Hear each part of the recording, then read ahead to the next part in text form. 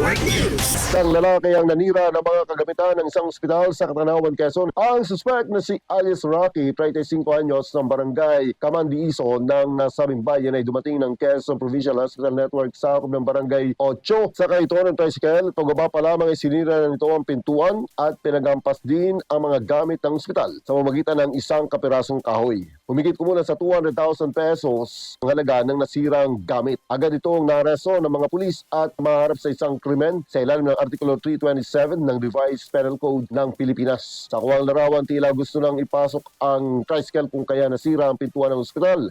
Ang suspect ay nasa kustudiya ng Katanawan Municipal Police Station.